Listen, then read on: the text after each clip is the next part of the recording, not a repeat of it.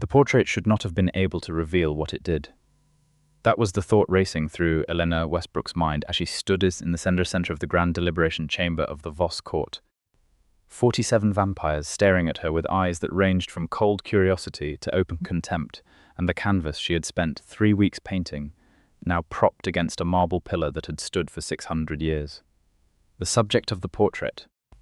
Lord Caelindros, the court's second seat and beloved confidant to the sovereign, stood across the room with a smile carved so perfectly into his pale face that it looked like something a sculptor had placed there, not something that had grown. But Elena could see what was wrong with the smile now that she had painted it. Now that she had spent 80 hours staring at the architecture of his expression, and let her hands translate what her instincts had been screaming all along. The smile did not reach the hollows beneath his silver eyes. The smile was a door with no room behind it. "Explain what you mean by this," the sovereign said. His voice was not loud. It did not need to be. Dacian Voss stood just to Elena's left, close enough that she could feel the cold that radiated from his presence the way heat radiated from fire. He had not moved since the portrait was unveiled.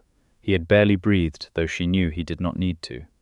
But his hand, hanging at his side, had drifted fractionally closer to hers, not touching, not yet, but present in a way that pressed warmth through her chest despite the impossible chill of the chamber. "I mean," Elena said, and she was proud that her voice did not waver, "that I painted what I saw. Lord Caelindros, I painted what you showed me during the 3 weeks I spent in this court at the sovereign's invitation. And what I saw was a man who is performing grief for an alliance he secretly destroyed." The chamber erupted. 4 hours earlier, none of this had been where Elena expected her evening to go. She had arrived at the underground entrance of the Voss court 7 weeks ago, carrying 2 large portfolio cases, a rolling supply cart, and a commission letter bearing the seal of Sovereign Aldrich Voss, Dacian's father and the oldest living vampire on the eastern seaboard. The commission had come through an intermediary, a dry little man named Mr. Pruett, who worked out of a perfectly ordinary architectural firm in Lower Manhattan, and who had handed her the letter without making eye contact, and then immediately left the room. The letter had been written in ink that she later realized was not entirely ink, requesting that she, Elena Westbrook, whose work had been described as uncommonly perceptive in 3 separate gallery reviews, come to the court and produce official portraits of the court's senior members for the anniversary of the Voss Accords. Elena had said yes because she needed the money, because she was deeply curious, and because she had known for most of her adult life that vampires existed, and had always, in the privacy of her own heart, wanted to see one up close. She had not anticipated Dacian. The sovereign's eldest son had been the one to meet her at the underground entrance, which opened into what looked like an unassuming utility corridor beneath a midtown office building, but broadened, after 3 left turns, into something that took her breath clean away. The Court of Voss occupied an entire sub-level network beneath 4 city blocks, and it was not the Gothic cave she might have expected. It was something between a Viennese palace and a contemporary art museum, all white stone and cold light, and ancient tapestries displayed under glass beside modern sculpture. It was the most beautiful thing she had ever seen, and she had walked directly into one of the marble columns because she was staring at a ceiling fresco and not at where she was going. Dacian had caught her. She had not seen him move. One moment she was falling forward toward white stone, and the next moment there was a hand at her elbow and a chest at her back, and she turned to find a vampire looking down at her with an expression of careful neutrality that was doing a poor job of concealing amusement. He was tall. He was impossibly pale in the way all vampires were, that white marble quality to his skin that came from centuries of no sunlight, and his hair was white as well, silver white and pushed back from his face in a way that was almost casual, but landed somewhere closer to effortlessly commanding. His eyes were dark grey, nearly black, and they looked at her the way a mind that had been operating for 4 centuries looked at things, with depth, with patience, with something that she would later come to recognize as genuine interest. "You must be the artist," he said. "You must be someone who catches people," she replied, because her mouth had always operated about 3 seconds ahead of her judgment. Something moved in his expression, quick and warm, and then carefully controlled again. "Dacian Voss," he said. I will be your liaison while you are a guest of the court.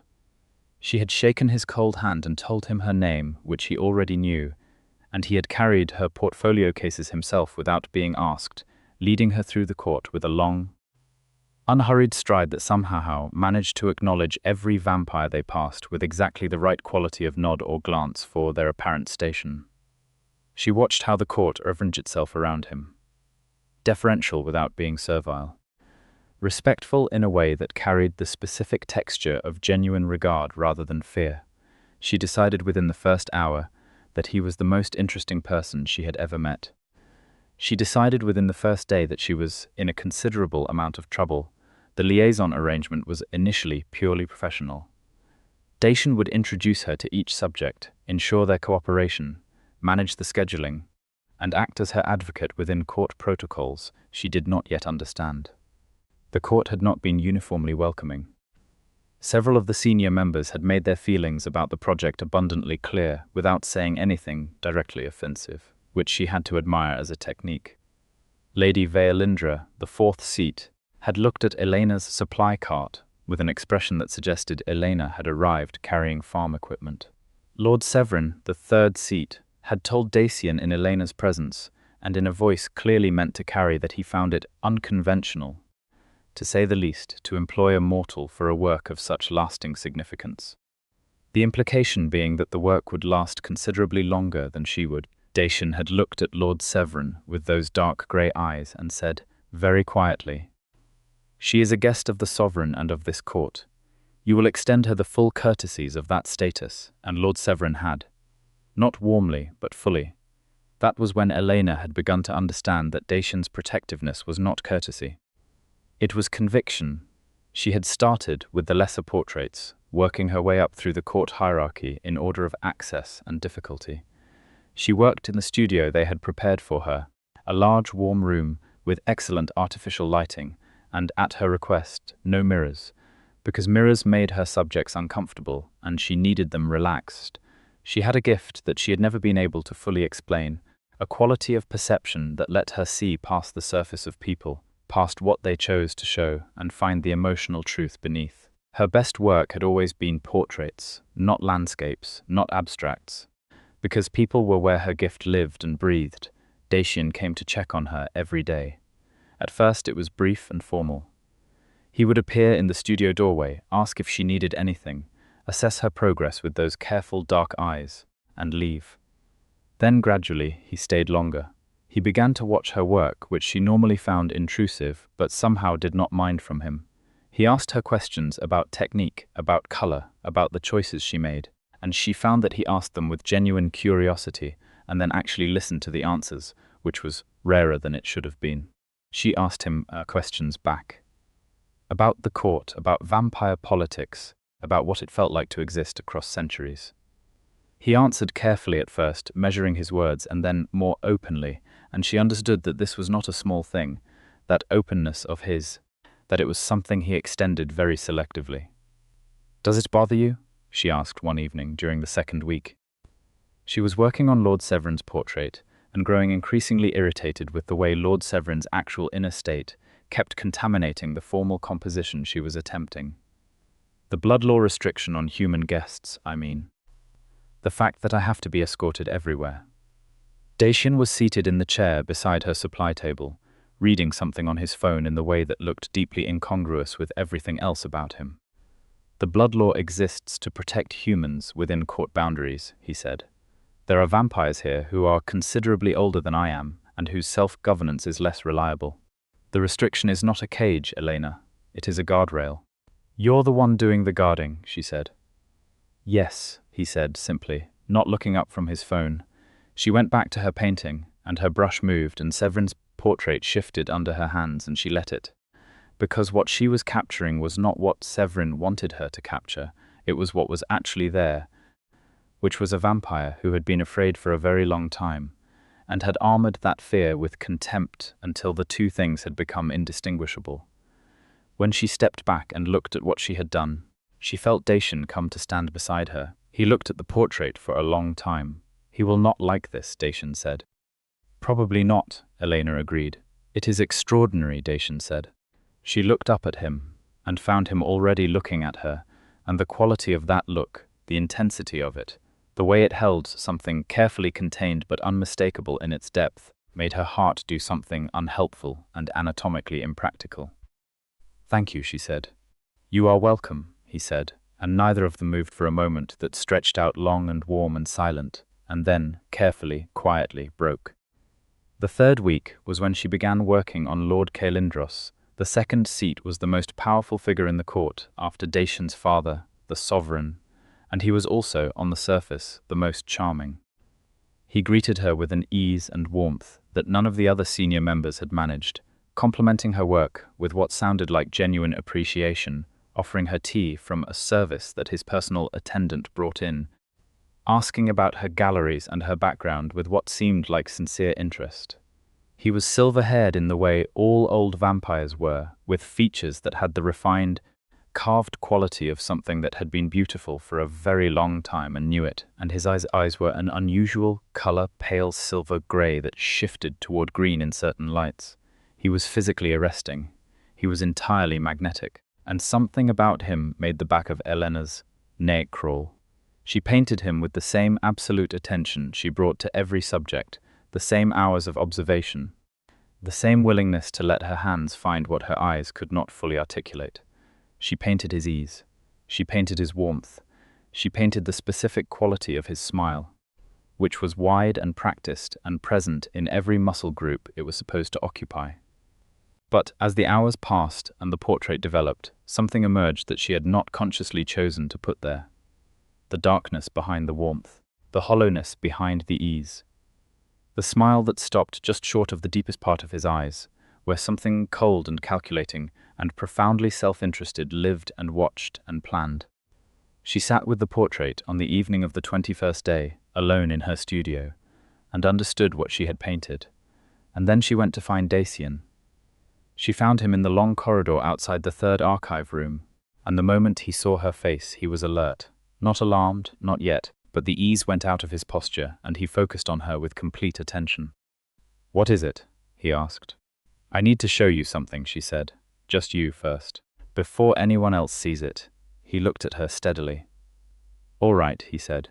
She brought him to the studio and turned on the full lights and stood back and let him look at the portrait of Caelindros. She watched his face. She watched the careful stillness of a vampire who has learned across centuries not to broadcast reaction. And she watched that stillness develop a crack and then several more, and then she watched something cold move through his dark eyes that was not anger yet, but was the precursor to it, the thing that comes before the storm, which is a period of preternatural, terrible quiet. "Elena," he said very carefully, "what exactly are you seeing in him?" She explained it the way she always explained her work, precisely, without hedging, pointing out the specific elements, the micro-expressions frozen in paint, the structural relationship between the surface performance and the underlying reality. She watched Dacian absorb it. She watched him think, and the thinking was visible in a way it had not been before, as though the crisis had dissolved whatever professionally restraint usually kept his process internal. "The Northern Alliance Summit," he said, not to her, to himself. 6 months ago. Caelindros was our representative. "What happened at the summit?" she asked. He looked at her. That look again, the deep one, the one that had made her heart misbehave in the second week.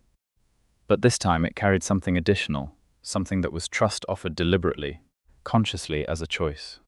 "The Northern Alliance collapsed," he said. 3 courts that had been our allies for 2 centuries simply withdrew, no stated cause.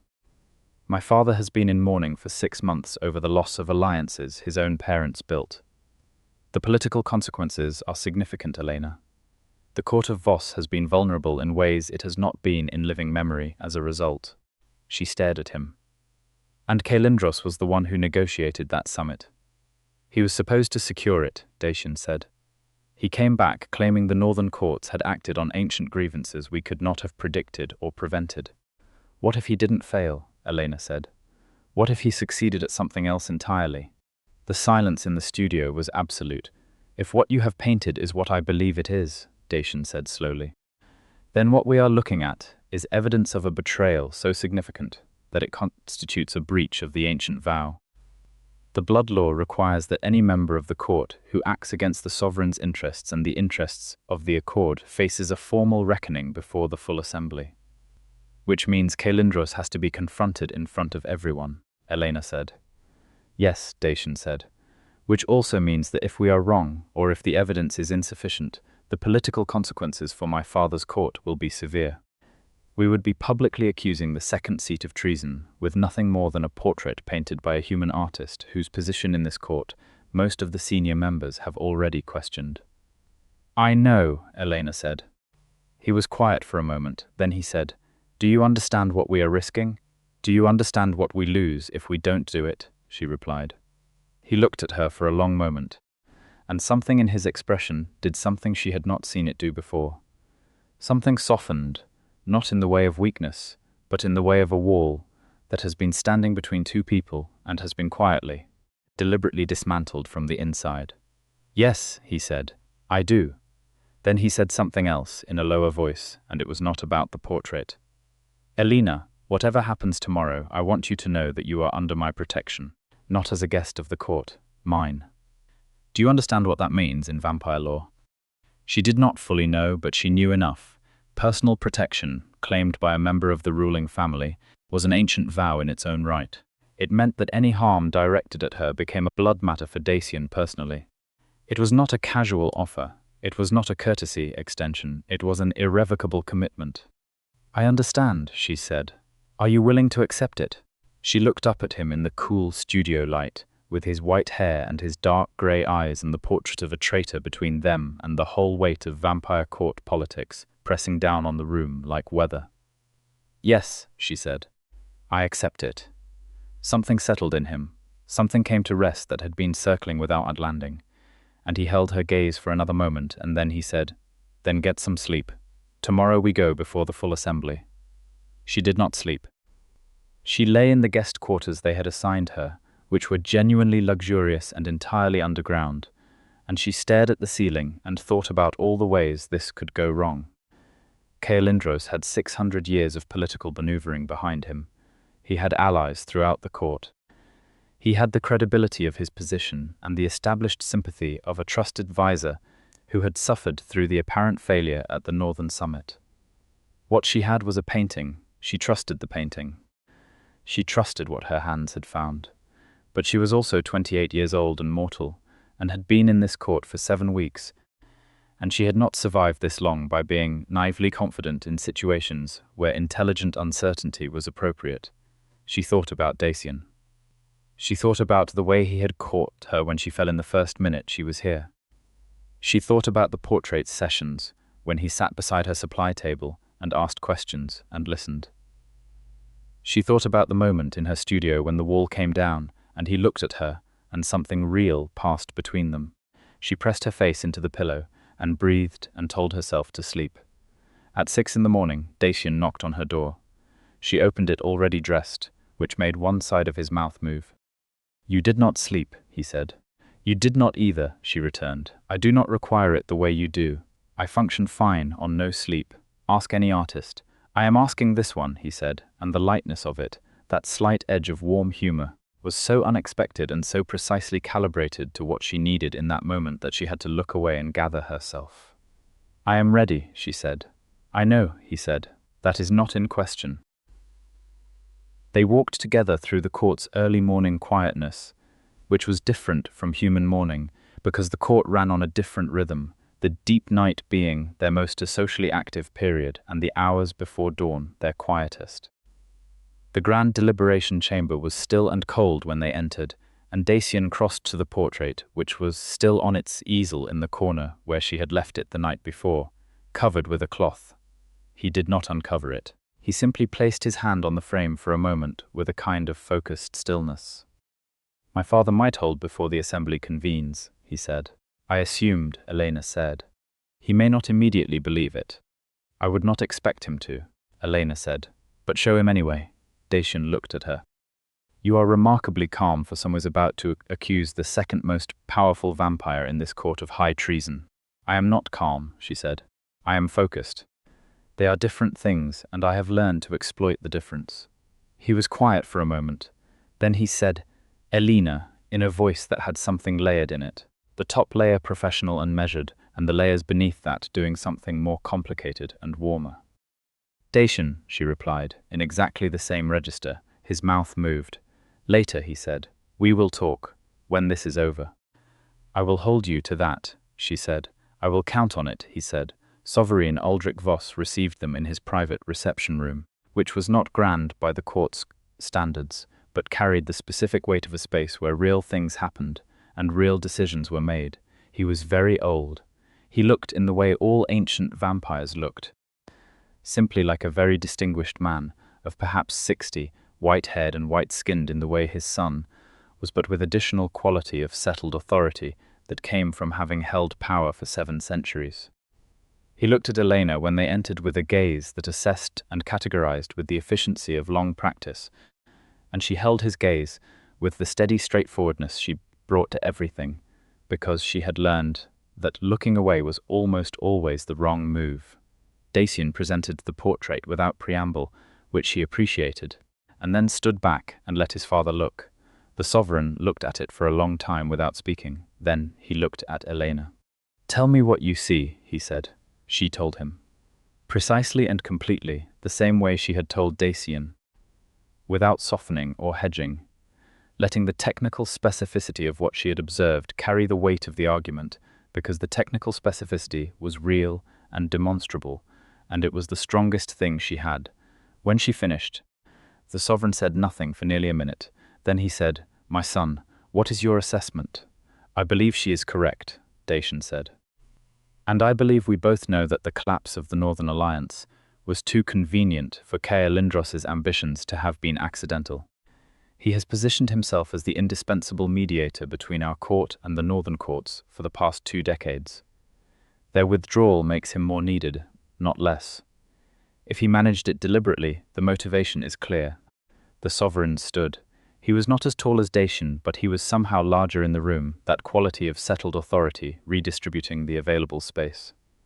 Call the full assembly, he said, for this evening. I will hear this before the court. Elena felt the breath she had been half-holding release. And the artist, the sovereign added, looking at her again with those old, deep eyes, will stand beside the portrait and speak to what she observed.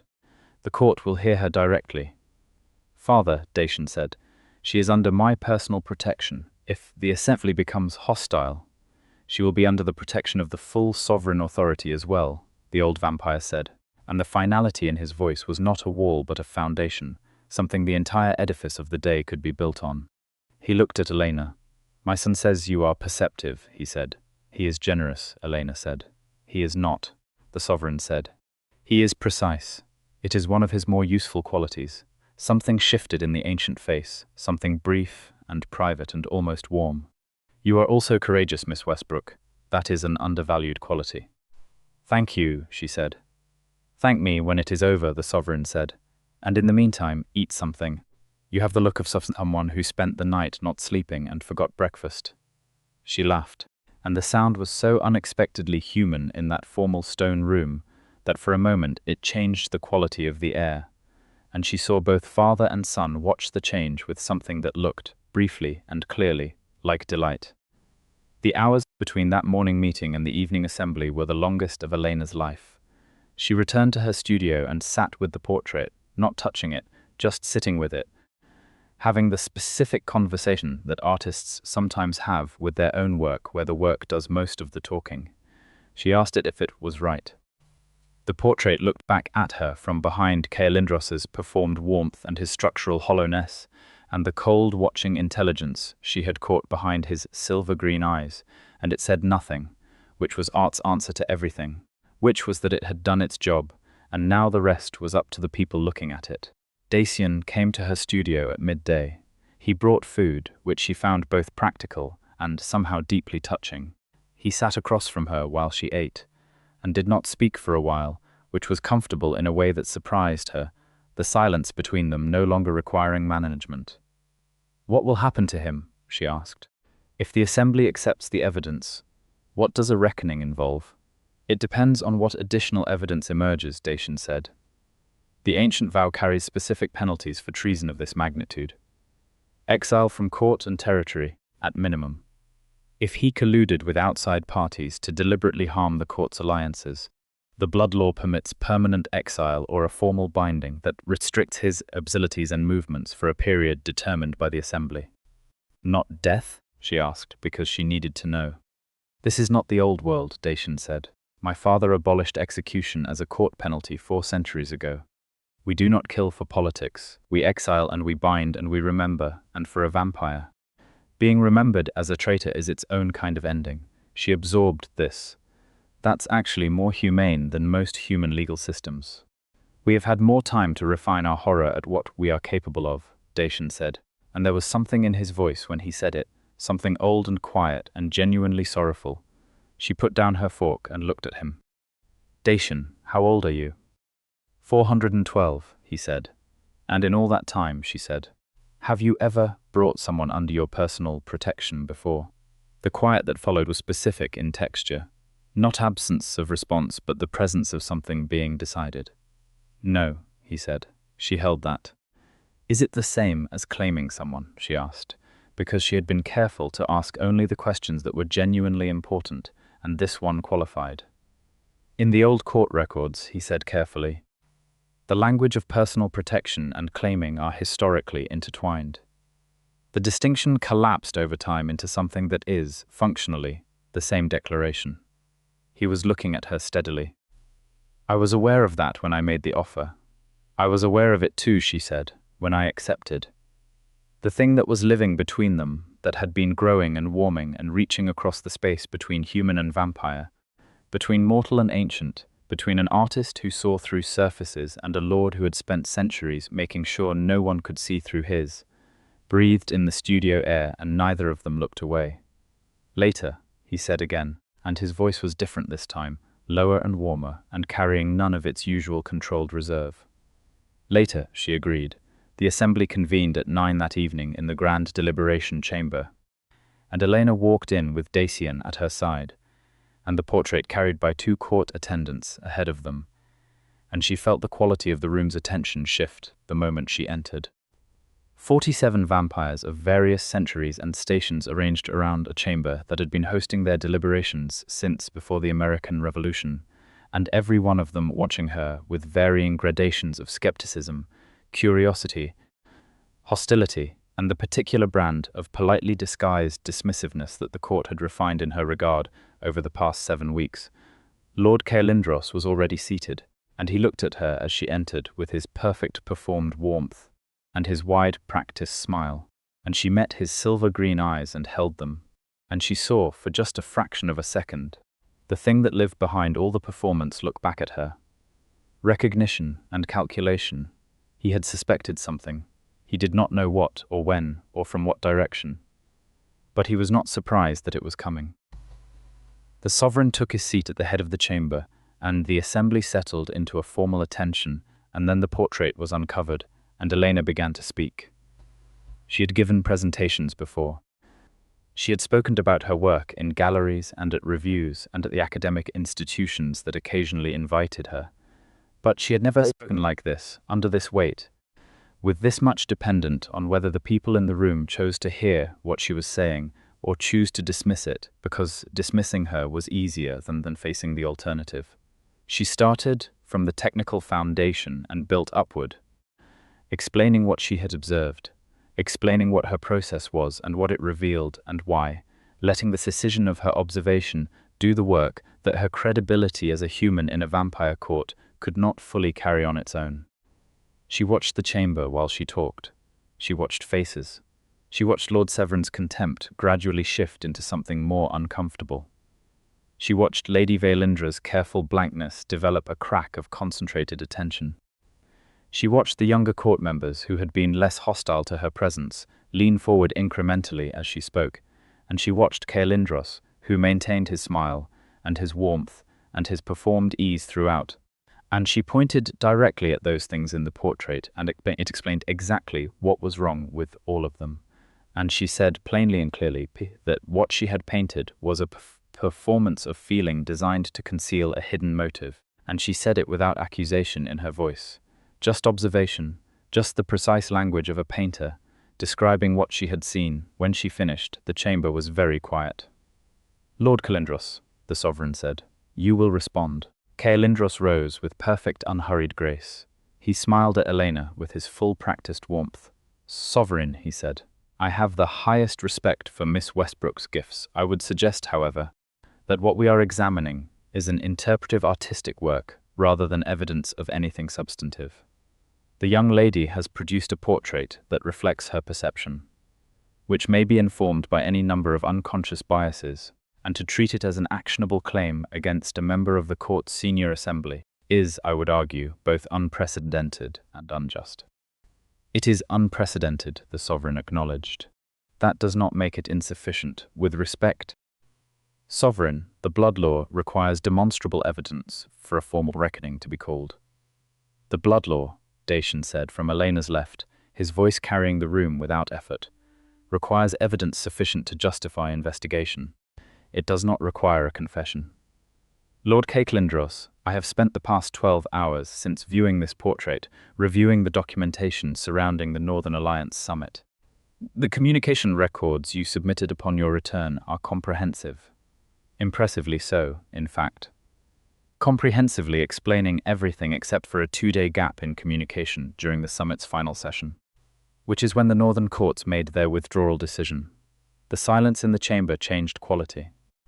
That gap," Dacian continued, moving toward the center of the room, with a controlled deliberateness that made the air around him feel charged, "was attributed in your report to a communication failure due to the Northern Court's outdated technology. But I spoke this morning with Lord Varek of the Dacian Court, who was a peripheral observer at that summit, and Lord Varek recalls no such failure.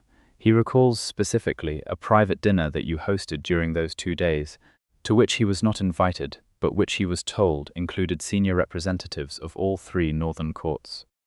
The crack in Calindros's performance opened. It was small, contained, but it was there, and Elena was watching, and she saw it, and she knew that several of the more perceptive vampires in the room saw it too. "A private diplomatic dinner," Calindros began. "Why was it not in your report?" Dacian asked. The silence stretched. "Why?" the sovereign said, in a voice like the deep end of a cold river. "Was it not in your report, Calindros? The mask, the ancient and elaborate and perfectly maintained mask, did not fall. It could not fall, not completely, because 600 years of survival instinct and political maneuvering did not simply dissolve under one moment of pressure. What happened instead was more subtle and more damning. It held perfectly, and in holding perfectly, it revealed itself, because no genuine emotional response holds perfectly under that kind of pressure, and every vampire in the room who was paying attention, and they were all paying attention now, could see that the smile that remained on Calindros's face was not a man reaching for composure under stress. It was a machine executing a maintenance function. "That is what she painted," said Lady Valindra very quietly from her seat. She was looking at the portrait. She was looking at Calindros. "That is precisely what she painted." The room moved, not physically, but in the way rooms move when the consensus shifts. When the weight of collective understanding redistributes itself.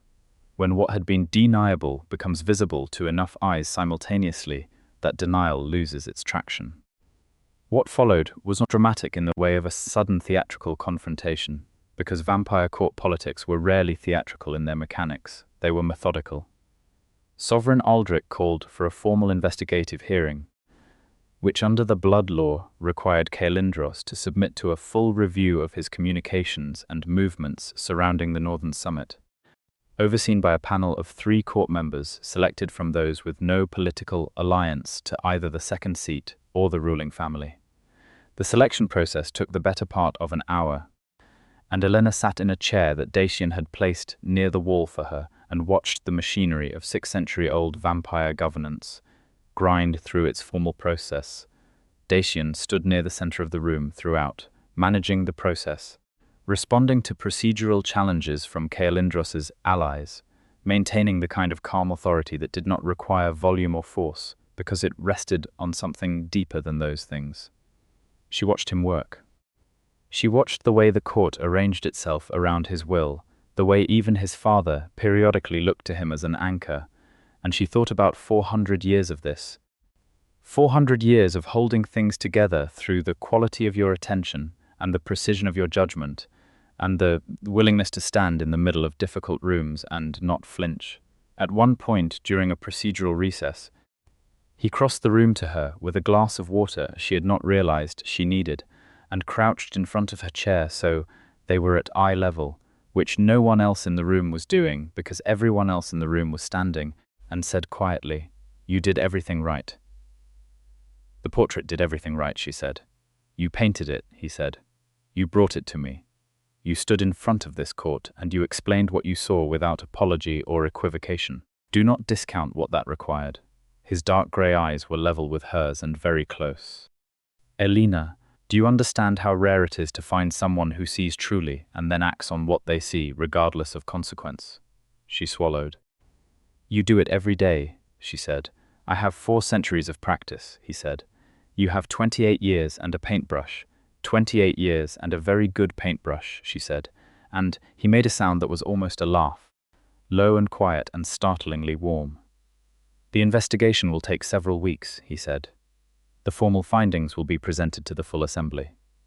Kaelindros will be restricted to his quarters within the court during that period." "And what happens to me in the meantime?" she asked. Something shifted in his expression, careful and warm and layered in exactly the way she had come to know it. "You are under my personal protection," he said. "You remain as a guest of this court for as long as you are willing to remain. The sovereign has extended an open invitation which, I'm told, is the 2nd time in 7 centuries he has done so." "Who was the first?" she asked. "My mother," Dacian said very quietly. The weight of that hung between them for a moment, warm and significant, and she held it carefully. "I will stay," she said. "Good," he said, and stood and went back to the center of the room, and she watched him go with her chest full of something that was no longer deniable or manageable, or safely categorized as anything other than what it was. The investigation unfolded over the following 3 weeks with the careful thoroughness of an institution that had been pursuing truth through formal processes for 6 centuries and had refined the mechanisms to something remarkably effective. The investigative panel, composed of 3 court members with no pre-established allegiance in the matter, conducted their review with a rigor that Elena found both impressive and somewhat terrifying. They subpoenaed every communication record Kaelindros had ever generated within court systems.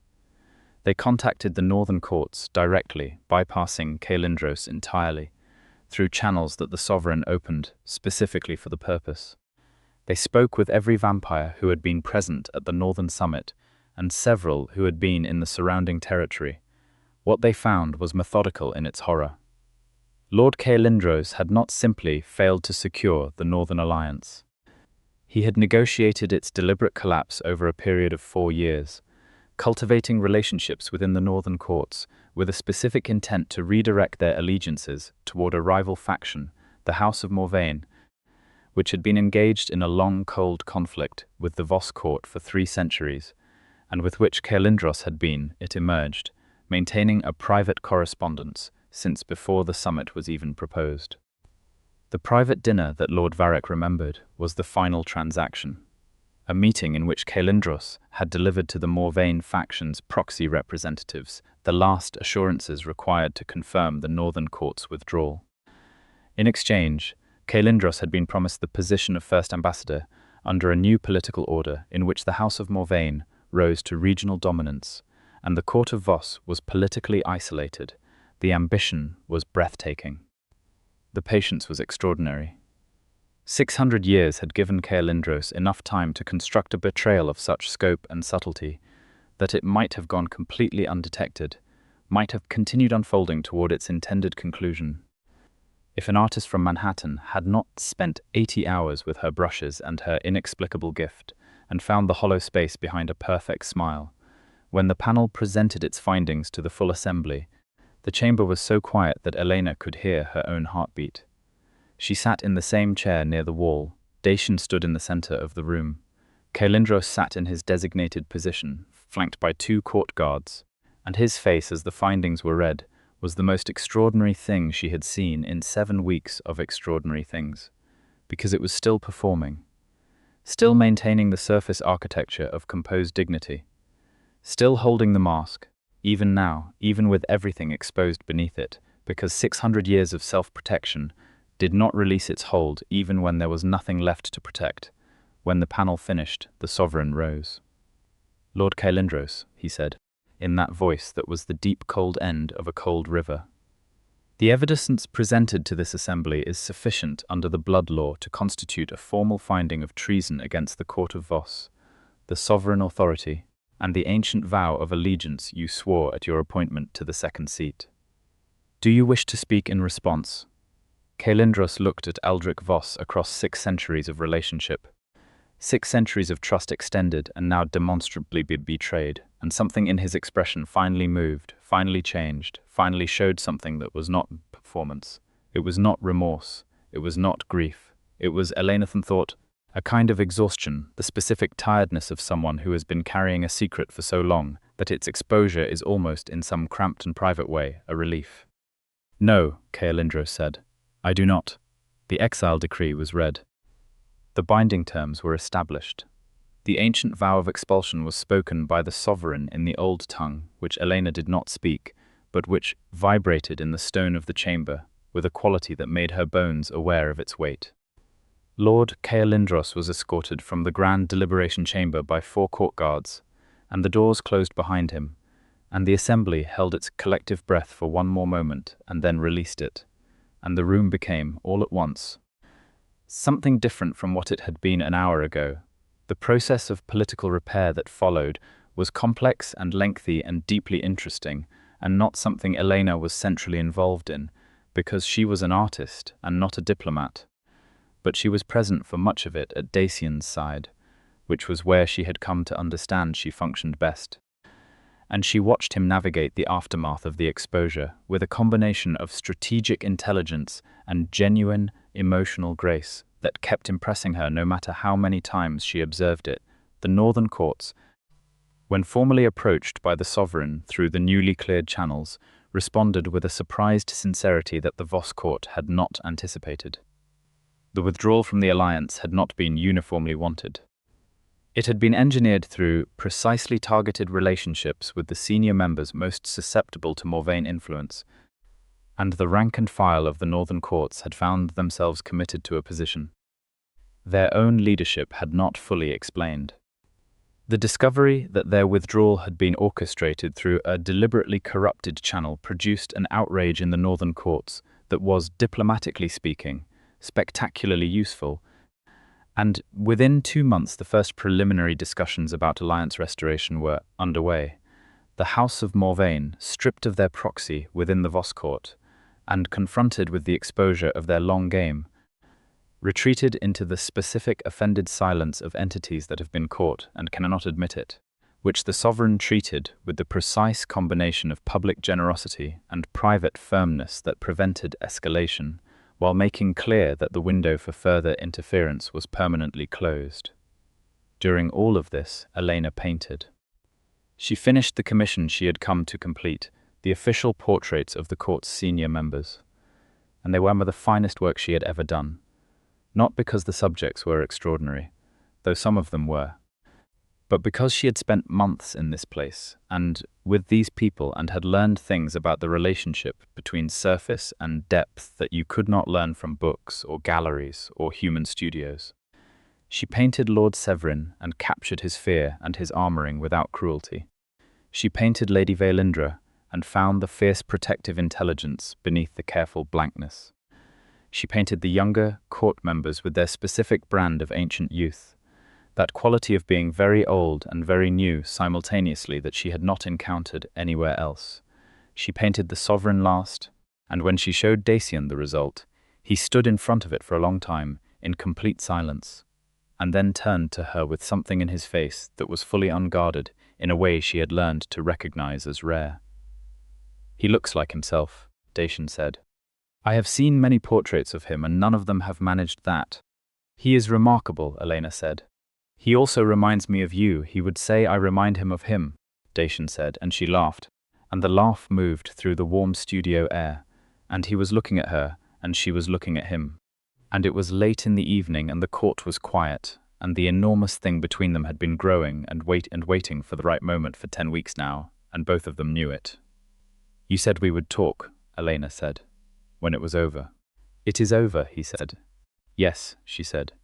He crossed the studio, not quickly, because nothing about Dacian Voss was quick.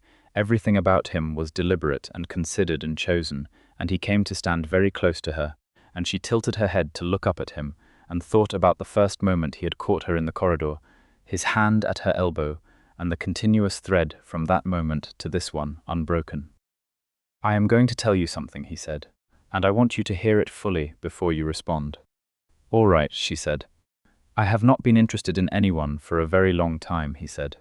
"Not because I am incapable of it, but because in 4 centuries I have encountered very few people whose inner depth matches the surface intelligence they present, and even fewer who are genuinely good in the way that is not naivety, but is a choice made every day."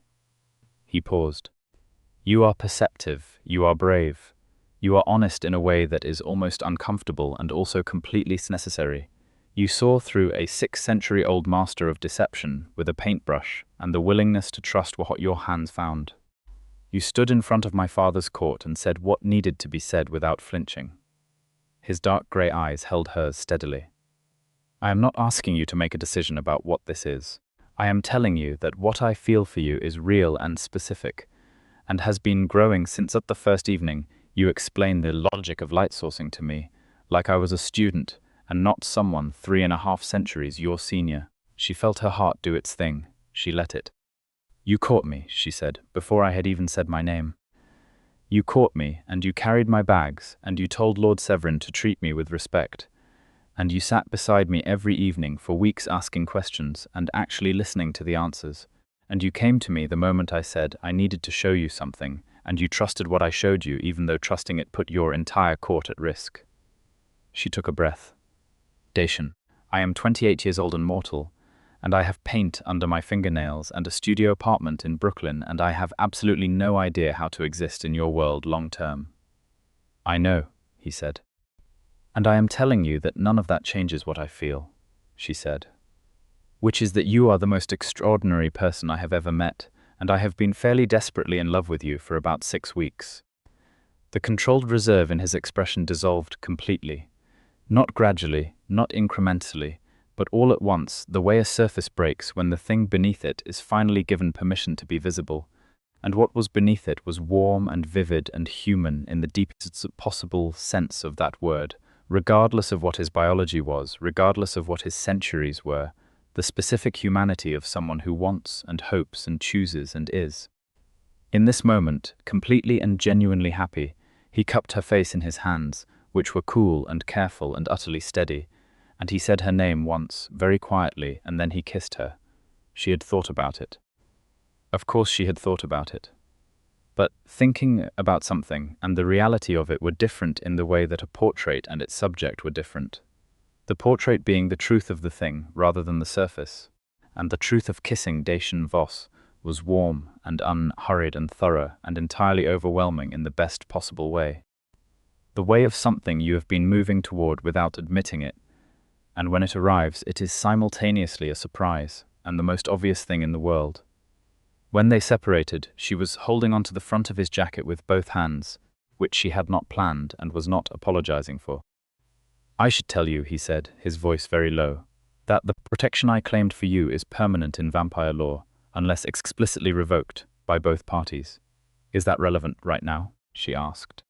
"It means," he said, "that I am not going anywhere." She looked up at him. "Neither am I," she said, in the weeks that followed. They navigated what she had accurately identified as a genuine complexity of their situation, with the same quality they brought to everything else. Directly and practically, and with enough warmth to make the difficulties feel manageable rather than impossible. The question of Elena's mortality was real, and they discussed it openly, which was not comfortable but was necessary, and Dacian was neither evasive nor falsely reassuring about what it meant that he would endure and she would not. "There are options," he said, during a long evening conversation in the library that had become their unofficial territory, because it was the room where she had first discovered his genuine passion for collected knowledge, and he had first discovered her equally genuine passion for arguing about the interpretation of historical events. Options that exist in vampire law regarding a human who is formally claimed by a vampire of sufficient standing. They are not casual, they are not reversible, and I will not raise them until we have known each other considerably longer and you fully understand what they involve. That is extremely responsible of you, and also I want to know what they are immediately, Elena said. I know, he said, and the warmth in it was infinite. But not yet. When? She asked. When we have finished the conversation about whether you are moving into the court, or whether I am finding a reasonable way to exist partially above ground, he said. Both, she said immediately. He looked at her. Both. You have 400 years of underground living. It would not kill you to spend some time in Brooklyn. I have a very good skylight. I am a vampire, he said. A skylight is not generally considered a selling point. It faces north, she said. Perfect for artists and apparently also for 4-century-old vampires who need plausible deniability about their living situation. He laughed. It was the full version, not the quiet, controlled one, and it transformed his face entirely into something that was still regal and still commanding and still recognizably Dacian Voss, but was also unmistakably joyful, and she loved him for it with a completeness that pressed warmly through her whole chest. My father, Dacian said, recovering himself, is going to find all of this deeply irregular. Your father, Elena said, told me I was courageous and to eat breakfast. I think we are going to get along fine. He also, Dacian said, told me this morning that the portrait I commissioned privately, the one you have been pretending not to notice I was planning, is to be hung in the primary reception hall alongside the official court portraits. He said it was the only honest piece of court documentation produced in the last 100 years. Elena went very still. You commissioned a portrait. Of what? Of you, he said simply. I commissioned it 3 weeks ago from myself. In the sense that I described what I wanted to a portraitist and discovered that I am apparently not capable of articulating it sufficiently, and ended up telling them to paint you as you were in your studio at 3 in the afternoon. On the day you finished Lord Severin's portrait, when you stepped back and looked at what you had made, and you did not know I was watching, and your expression was the most beautiful thing I had seen in 4 centuries. She stared at him. They did a creditable job, he said, but I think you should probably paint it yourself. I cannot paint myself, she said. You can, he said, you absolutely can. You see yourself more honestly than almost anyone sees themselves. He stood and offered her his hand, which she took, which she would always take. Will you? She thought about it for a moment, about the studio and the brushes and the specific intimacy of trying to find the truth of yourself in paint. Yes, she said, on one condition. Name it, he said. I paint you again first, she said, the real one. Not the official portrait. He looked at her steadily. The real one. The one where you are not the second seat of the Voss court managing a diplomatic crisis, she said. The one where you are standing in my studio at 3 in the afternoon watching me paint and asking questions and actually listening. The expression on his face was the deepest version of the one she had been learning to read, the fully unguarded one, the one beneath all the others. Yes, he said, that one. The Northern Alliance restoration was formally signed 9 months after the exposure of Kailindros, in a ceremony held in the Grand Deliberation Chamber that Elena attended as an acknowledged guest of the ruling family, which was a status that had required some creative interpretation of court protocol, but which the sovereign had arranged with a quiet decisiveness that made clear interpretation would be adjusted rather than the arrangement. She stood beside Dacian throughout the ceremony, and she wore a green dress because she had decided that if she was going to be an anomaly in a vampire court, she was going to be a vivid one. And she watched the representatives of the 3 northern courts sign the restored accord beside the sovereign. And she felt the weight of what her portrait had made possible settle around her, like something permanent and significant and real. Lord Kailindros was in exile. The binding terms restricted his movement to a single territory for the next 2 centuries and barred him from all court contact for 50 years. It was, as Dacian had described, its own kind of ending, and she did not feel triumphant about it. She felt the specific exhausted relief of something difficult done correctly. Afterward, at the reception, the sovereign sought her out personally. which caused a brief reconfiguration of the social dynamics in the room, as people who had spent 7 weeks treating her as peripheral suddenly reassessed. "Miss Westbrook," the sovereign said. "Lord Voss," she said, and then corrected herself. "Aldrich, you told me to call you Aldrich." "I did," he said, with the specific warmth of someone who had been testing whether she would remember.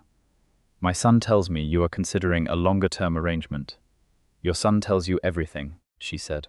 "He tells me relevant things," the sovereign said. "This is relevant to me."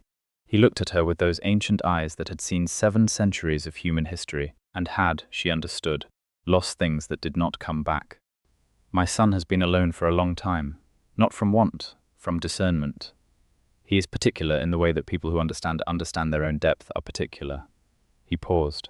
"I have watched him in the months since your arrival. I have watched him become more fully himself than I have seen him be in perhaps a century.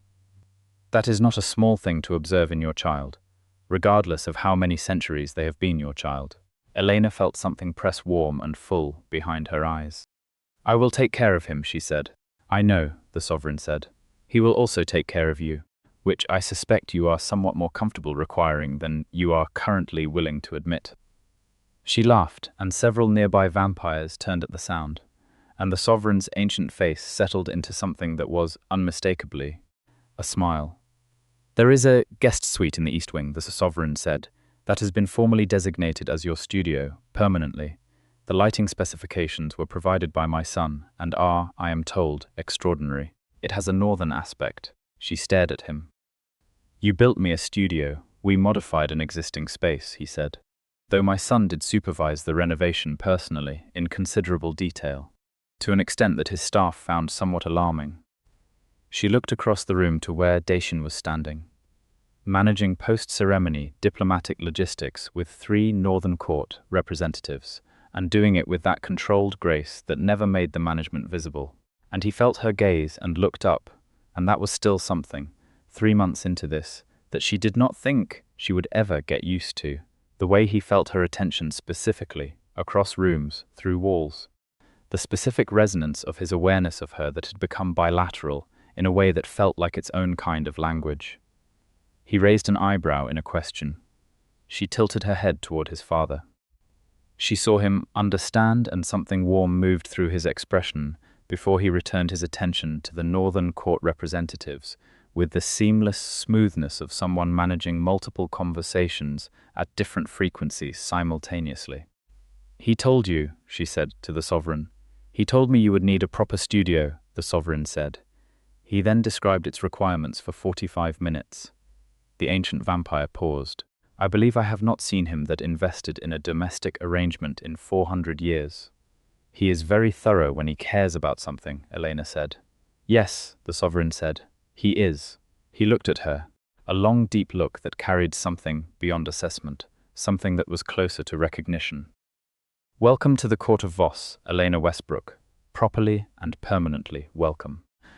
She spent half her time in the court's underground studio after that, which was extraordinary, exactly as described, with the northern aspect and the controlled lighting and a supply situation that she had to actively restrain from becoming excessive, because Dacian's interpretation of adequately stocked tended toward providing for every conceivable artistic contingency she might ever encounter.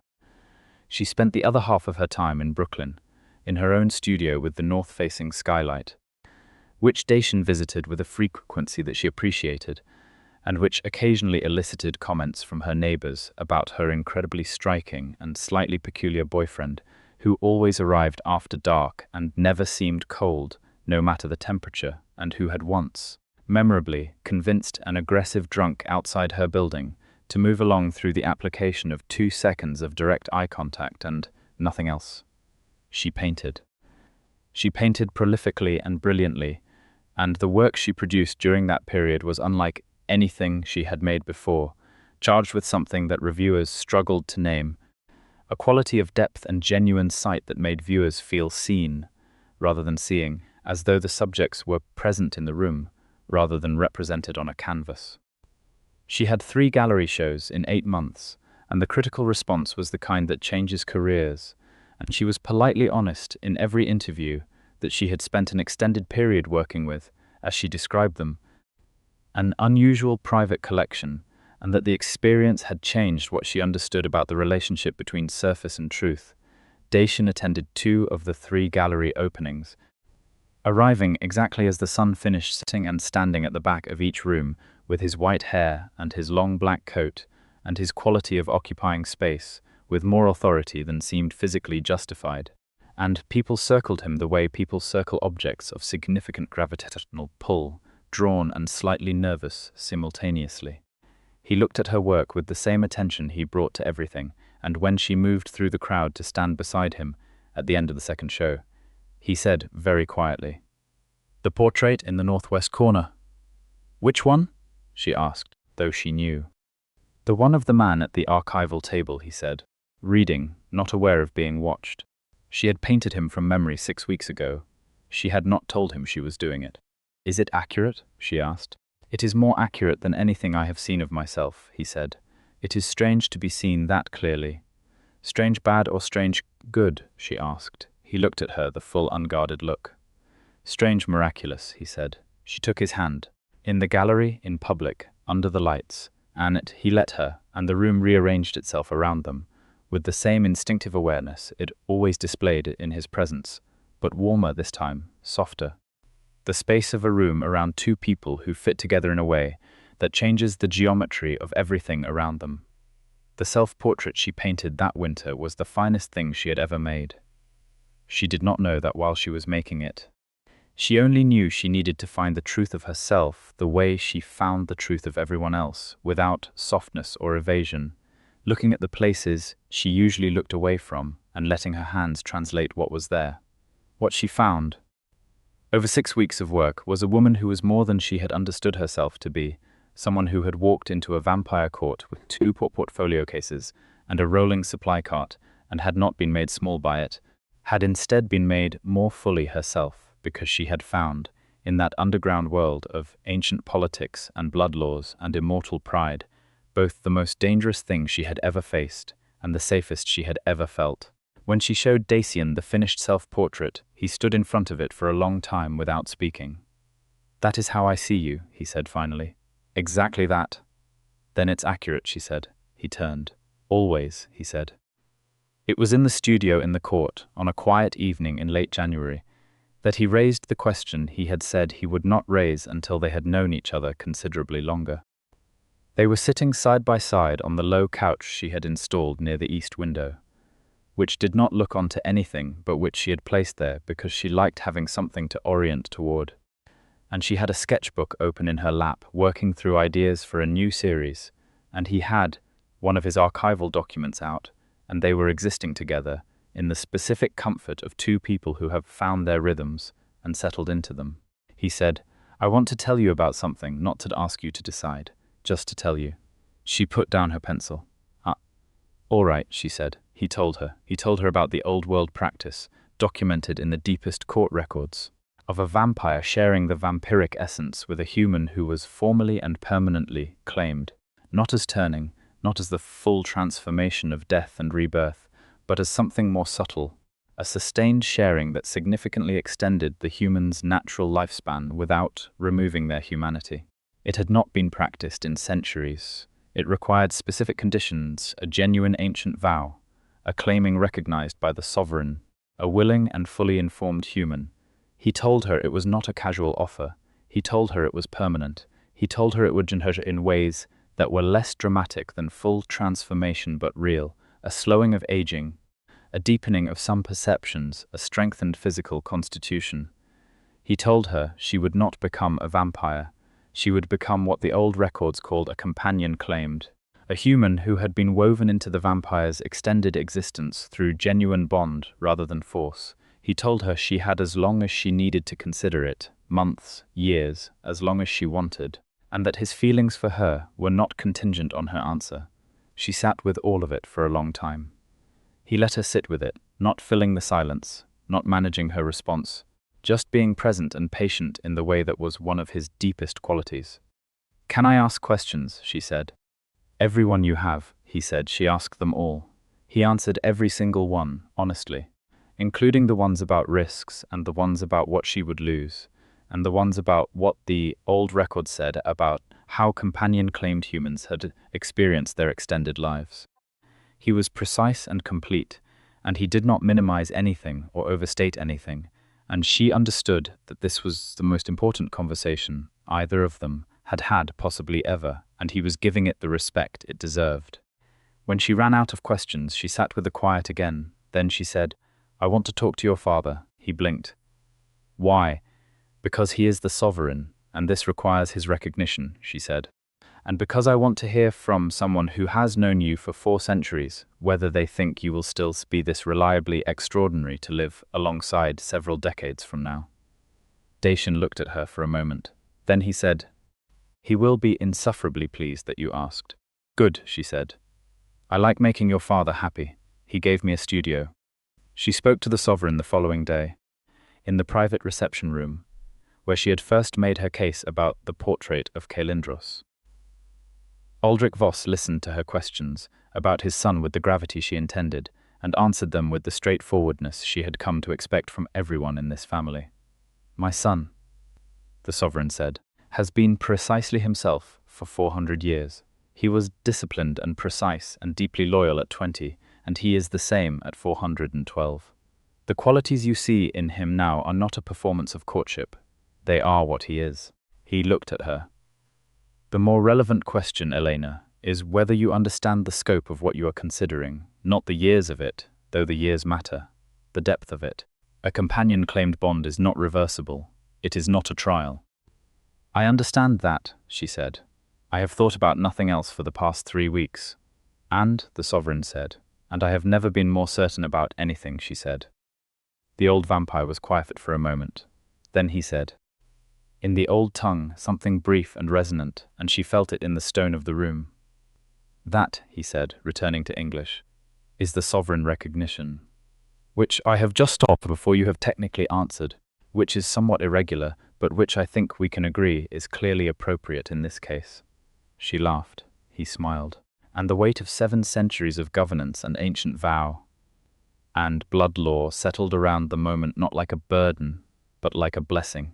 The specific gravity of things that have endured long enough to become foundations." She told Dacian that evening in the studio, with the north-facing window and the careful lights, and her paints and his archival documents and the self-portrait and the portrait of him, and all the evidence of what they had built between them, arranged around the room like a gallery of the past year. She told him yes. He did not speak immediately. He looked at her with everything unguarded, all of it, the full depth of 4 centuries living in his dark grey eyes, and the specific warmth that was only ever for her rising through it. And she held his gaze and let him see everything back. The 28-year-old woman with paint under her fingernails who had walked into underground palace and found, against all reasonable probability, the person she was going to build her life with. "Yes," she said again, more softly. "Dacian, yes." He came to her and held her with the careful steadiness that was his specific quality, strong and present and certain, and she pressed her face into his shoulder and felt the cool of him, and the permanence of him, and the choice of him, her choice, made fully and freely, and with every available intelligence she possessed. "We should probably tell Lord Severin," she said into his jacket. She felt him start. "Why?" "Because he is going to be absolutely beside himself," she said, "and I want to see his face." The laugh that came out of Dacian then was the full one, the uncontrolled one, and it rang in the studio and against the stone walls and up through the ancient building above them, and possibly, she thought with warm certainty, all the way to the street level of Midtown Manhattan, where the ordinary human world was going about its ordinary human business entirely unaware of what was happening in the warm-lit studio underneath it. The formal claiming ceremony was held 3 months later in the Grand Deliberation Chamber before the full assembly. Elena wore deep blue and her hair was up, and she carried herself with the straightforward, composed certainty that was her natural register and that had never required performance, because it was simply, genuinely, what she was. Dacian stood across from her in formal court attire that made him look like something out of a painting, which she told him afterward, and which he received with characteristic Dacian Voss precision which was to say that he said nothing, but the quality of his expression suggested she had made his week, the ancient vow spoken. The sovereign presided. Lord Severin's face was, as anticipated, completely extraordinary. Afterward, in the quieter room off the main chamber, Dacian's hand in hers, and the weight of the ceremony just finished settling into something real and permanent, and hers, Elena, looked at the life she was inside and felt, from the ground up, a complete and specific happiness that was not naive or simple, but was earned, made of all the difficult things they had walked through together, and all the real things they had seen in each other, built on trust and protection, and the choice to keep choosing even when it was complicated, even when it required courage, even when the court thought she was irrelevant. The court had thought she was irrelevant. She had walked in with her portfolio cases, and her rolling supply cart, and her inexplicable gift for seeing through surfaces, and she had painted the truth of a traitor, and stood in a room full of 600-year-old vampires, and said what needed to be said, and she had found, in the process, something that she had not known she was looking for, and that she would not give back for anything. She looked up at Dacian, at his white hair and his dark grey eyes, and the completely unguarded expression he kept just for her. And she thought about the portrait of him in the northwest corner of her Brooklyn gallery, the one of the man reading at an archival table, and the self-portrait in the studio here, and all the work still ahead of her, all the canvases still waiting, and the 4 centuries of knowledge and patience and love beside her, ready to walk through all of it. "So," she said. "So," he said. "What do we do now?" she asked. He raised her hand, their joined hands, and looked at them for a moment with something that was peace, genuine, and deep and ancient in its quality, and then he looked at her. "We live," he said. She held that. Then she smiled, and the smile was the full one, the real one, the one that was hers alone and that she gave only to him. "Yes," she said, "we do," and they did.